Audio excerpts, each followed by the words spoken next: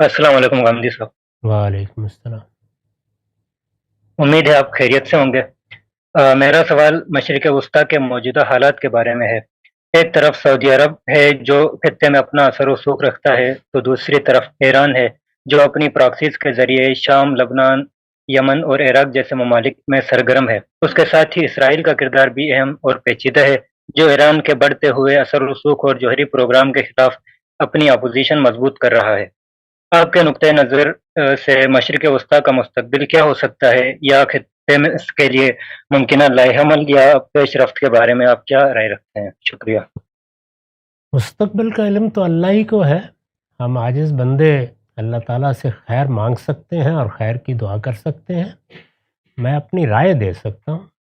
میرے نزدیک یہود اور مسلمان دونوں پر اللہ کے عذاب کا تازیانہ برس رہا ہے۔ اللہ تعالیٰ نے یہود کے بارے میں سورہ اعراف میں یہ بتا دیا ہے کہ انہیں میں مہلت بھی دیتا رہوں گا اور پھر ان کے کرتوتوں کی سزا بھی انہیں وقتاً فوقتاً ملتی رہے گی۔ میرے نزدیک ان کو اس وقت اللہ تعالیٰ کی طرف سے ایک بڑی مہلت ملی تھی۔ یہ اندازہ نہیں کر سکتے آپ کہ اس سے پہلے وہ دنیا میں کس طریقے سے بکھیر دیے گئے تھے، ان کا کوئی وطن باقی نہیں رہا تھا۔ پھر ان کو مختلف مقامات پر کس طرح مختلف قوموں نے تعذیب کا نشانہ بنائے رکھا۔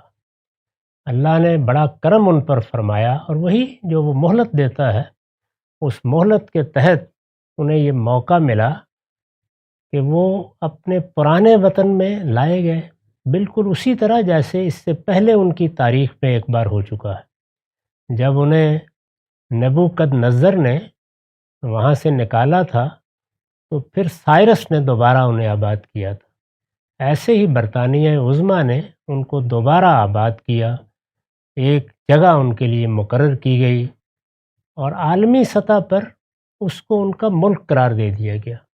میرے نزدیک جو کچھ ان کے ساتھ ہوا، ہوتا رہا ہے، اس میں یہ اللہ تعالیٰ کا بہت بڑا کرم تھا۔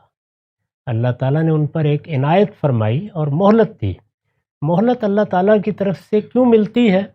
وہ یہ دیکھنا چاہتا ہے کہ اب انسان کی حیثیت سے، فرد کی حیثیت سے اور قوم کی حیثیت سے کیا رویہ اختیار کرتی ہے، بجائے اس کے کہ وہ اللہ کا شکر ادا کرتے اور اپنے اس خطے کی حفاظت تک محدود رہتے۔ انہوں نے آگے بڑھنے کا فیصلہ کیا۔ یہ صحیح ہے کہ ان کو جارحیت کا سامنا بھی کرنا پڑا، لیکن اپنی طرف سے نہ ظلم توڑنے میں کوئی کمی کی، نہ دوسروں کے ساتھ بے انصافی کرنے میں کوئی کمی کی۔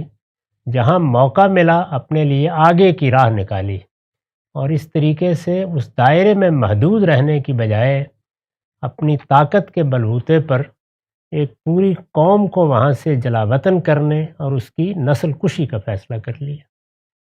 اب ظاہر ہے کہ اس کے نتیجے میں پھر اللہ تعالیٰ کی مہلت بھی ختم ہوگی اور سزا کے لیے بھی مواقع پیدا ہوں گے۔ یہی معاملہ ہم مسلمانوں کے ساتھ ہوا، یعنی اللہ تعالیٰ نے ہمارے کرتوتوں کی پاداش میں ہمیں بھی سزا دی تھی۔ پہلے ہم انحطاط سے دوچار ہوئے، ہماری سلطنتیں ختم ہوئیں، پھر ہم پوری دنیا میں محکوم ہوئے، پھر ہم نے پہلی جنگ عظیم میں عالمی سطح پر شکست کھائی اور مفتوح ہو گئے۔ لیکن اللہ تعالیٰ کا کرم ہوا کہ بجائے اس کے کہ براہ راست محکومی میں پڑ جاتے اور صدیوں تک اسی طرح رہتے، خاص عنایت سے ایسے مواقع پیدا کر دیے کہ مفتوح ہونے کے باوجود ہمیں 57 ملکوں میں اپنی حکومتیں قائم کرنے کا موقع مل گیا۔ لیکن ہم نے اس پر اکتفا نہیں کی، چھوٹے چھوٹے 2 علاقوں کو اپنے لیے مسئلہ بنا لیا، اور اتنا بڑا مسئلہ بنایا کہ اس کے لیے اپنا سب کچھ دینے کے لیے تیار ہو گئے، چنانچہ پھر دونوں جانب مار پڑی ہے۔ تو یہ اصل میں میرے نزدیک اس قانون کا ظہور ہو گیا ہے جو ناشکری کرنے والی قوموں کے لیے اللہ تعالیٰ نے بیان کر رکھا ہے، اور دونوں کے لیے ہوا ہے۔ چنانچہ دیکھ رہے ہیں آپ کہ دونوں ہی ایک دوسرے کی قوت کا مزہ چکھ رہی ہیں۔ وہ جو قرآن نے کہا ہے نا کہ ہم کبھی کبھی اس طرح بھی عذاب دیتے ہیں کہ لیوزی کا بعضکم بعض تم میں سے ایک کو دوسرے کی قوت کا مزہ چکھاتے ہیں. تو یہی ہو رہا ہے. سوال یہ ہے کہ جو آرٹیکل 51 جو ایران نے جس کو انٹرپریٹ کیا ہے، کیا اس کی روشنی میں ہم یہ کہہ سکتے ہیں کہ جو بھی جنگیں ماضی میں ہوئی ہیں اس کا ذمہ دار یونائٹڈ نیشن ہے، اور اس کے علاوہ آج کے بعد کوئی بھی ملک اگر اپنی آزادی کے لیے اگر وہ لڑتا ہے تو کیا اسے ہم سیلف ڈیفنس کا نام دے سکتے ہیں؟ یہ کیا سوال ہے، آپ سمجھے؟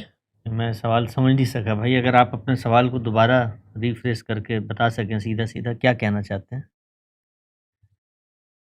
سعید خان صاحب.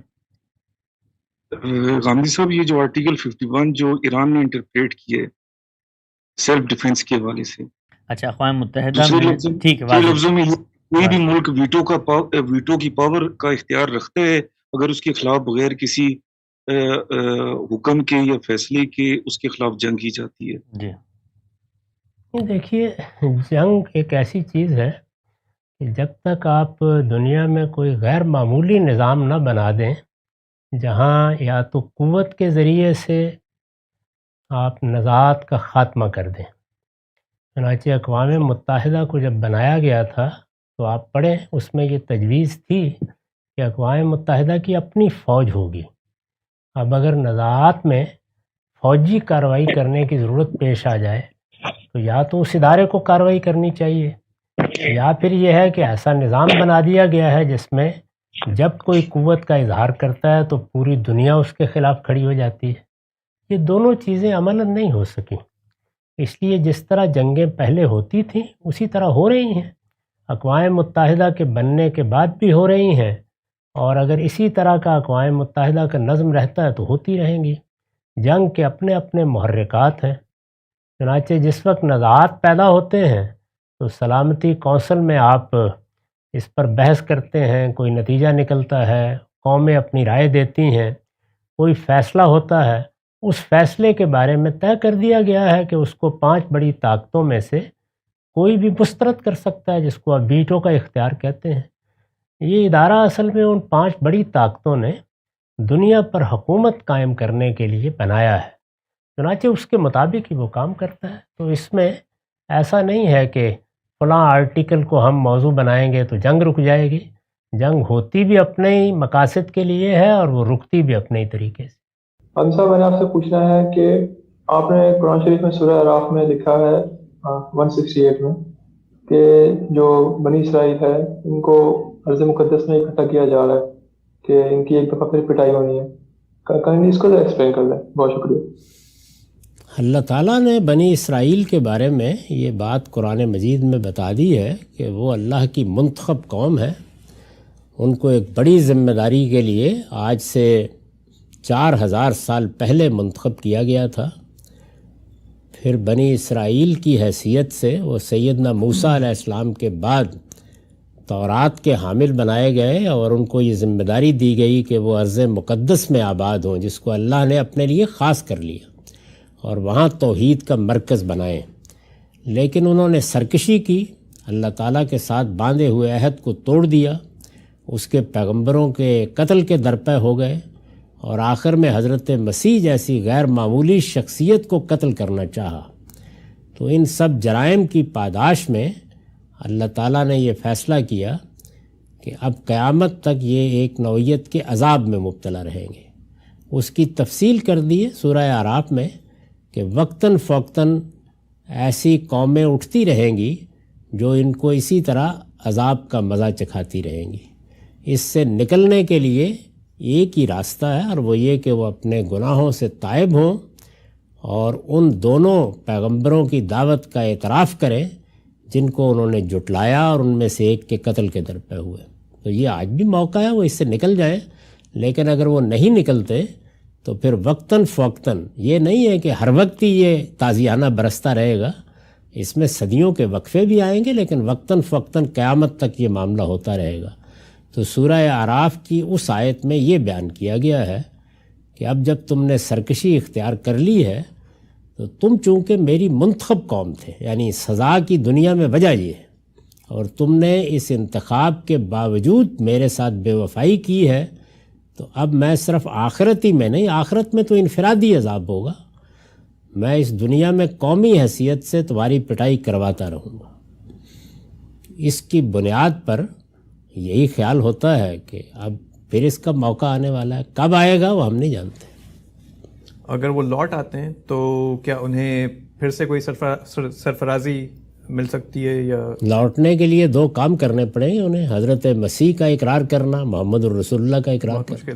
مشکل. مشکل کام ہے. جی شکریہ.